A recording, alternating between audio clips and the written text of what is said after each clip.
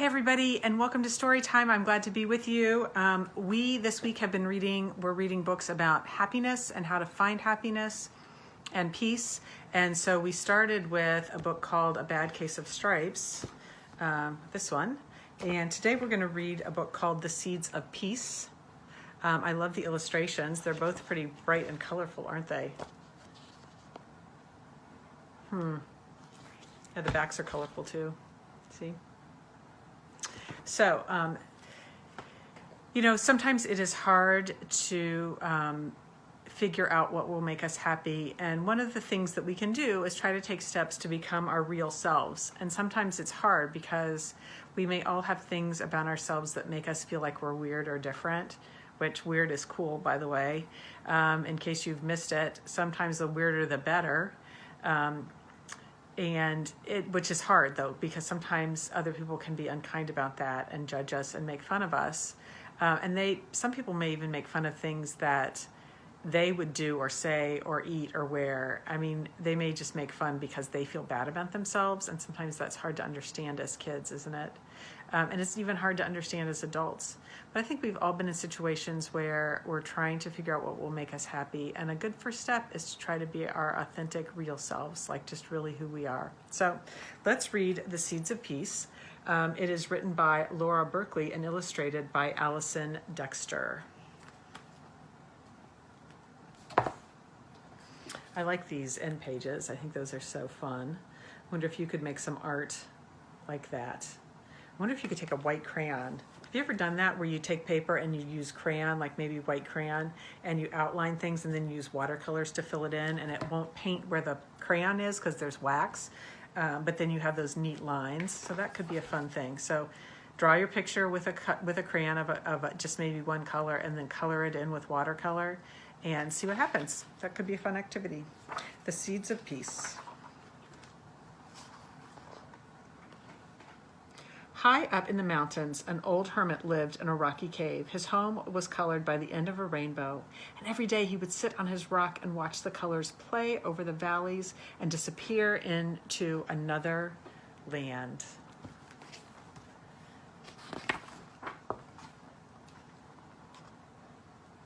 One day, a young man appeared on a silver stallion. He stopped beside the old hermit.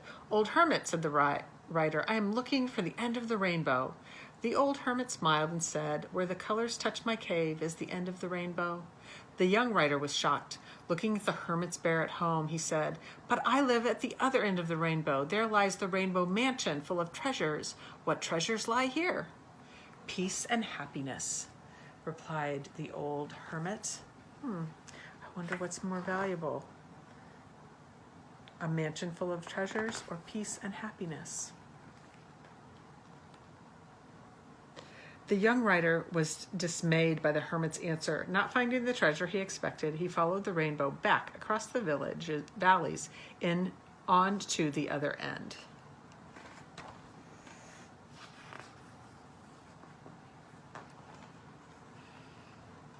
Over the years, the young rider became a very successful merchant. He now lived in the Rainbow Mansion, and he filled it with even more treasures. But although he was very wealthy, he was not happy. One day, as he sat in his big office, he remembered the old hermit. "Perhaps the old hermit can bring me peace and make me happy," he thought. I wonder what you think.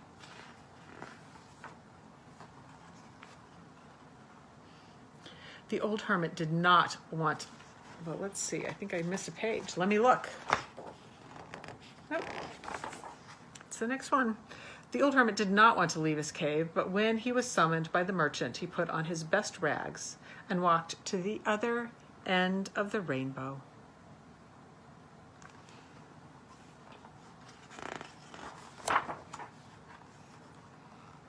The merchant was pleased to have the old hermit in the comfort of his mansion. He gave him the best room and a bed with silken sheets. But the old hermit was not comfortable in a bed, and each night he slipped away into the gardens to sleep between the roots of a gentle tree. Aren't the illustrations cool? I love these. And the story is beautiful as well. The merchant offered the old hermit his richest foods to eat and his finest wines to drink, but the old hermit did not like these. Instead, he picked fruits that grew in the garden and drank from a little stream of running water.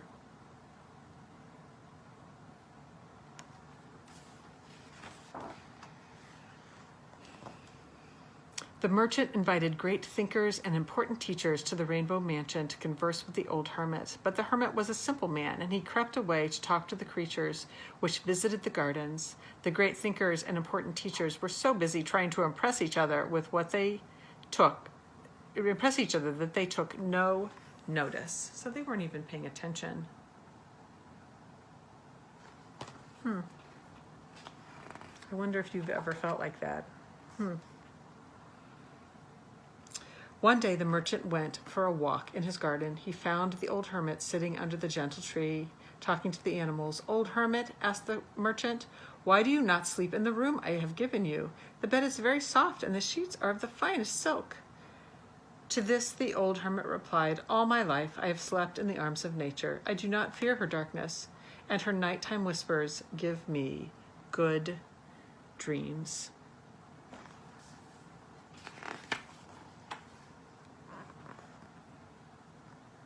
The merchant did not understand the old hermit. "But why don't you eat the rich food or drink the fine wine?" The old hermit smiled and said, "By eating a little of the simple foods, I can taste the goodness that grows from the earth, and the clear spring water does not make me feel giddy in the head and say foolish things."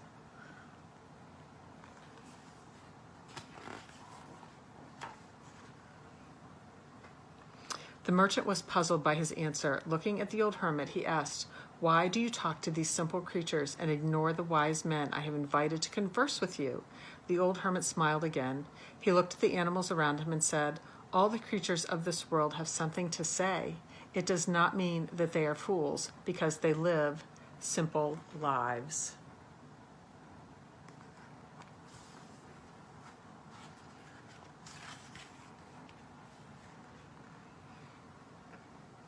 After this last answer, the merchant went back to his office. "I asked the hermit here to bring me peace and to make me happy," he thought, "but instead he speaks to me with words which I do not understand." After a while, he called the old hermit to him. "Old hermit, can you bring me peace?" "I cannot," replied the old hermit. "Can you make me happy?" "No, I cannot," he said again. "Why?" asked the merchant. I wonder who can make him happy or bring him peace. The old hermit looked at the sad merchant and said, "Peace comes from within you. It's like a seed. You cannot force it to grow or shape it into something you want it to be. You must give it love and freedom so that it can grow outward into something pure and beautiful. Only then will you know true happiness." I'm going to read that again. Peace comes from within you. It's like a seed. You cannot force it to grow or shape it into something you want it to be. You must give it love and freedom so that it can grow outward into something pure and beautiful. Only then will you know true happiness. The sad merchant was silent, and for a while, and then he asked, "How do I start?" The old hermit smiled and said, "By letting me go back to my cave where I belong."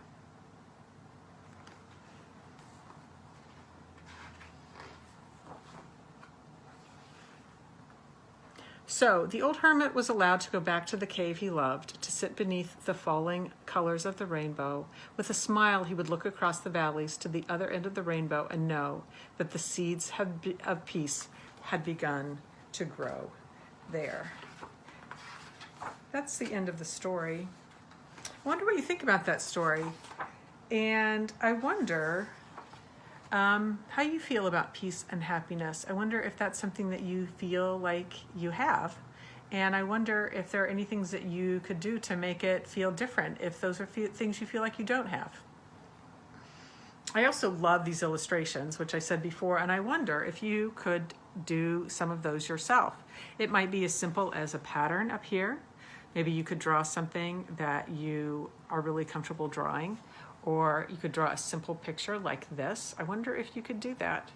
So if you take a crayon, I would do a light colored crayon like a white crayon and outline the picture and then use watercolor paints to gently fill it in with color, and the crayon, the wax on the crayon will keep hold those lines, like paint won't go over those things, so it could be really interesting. So that is our story, The Seeds of Peace. Here's the back, which I think is really fun too.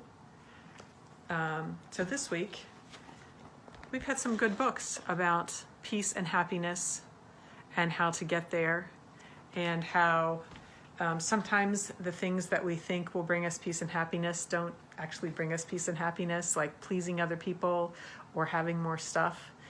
Sometimes that can make us feel happy for a little bit, but in the long run, it usually doesn't. Usually being ourselves and being comfortable with who we are will help us the most.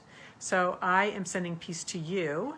And like when we were talking about India a few weeks ago, we did namaste, and we bow and say namaste, which means the spirit in me sees the spirit in you and values you. I hope you're well, and I hope I can see you soon.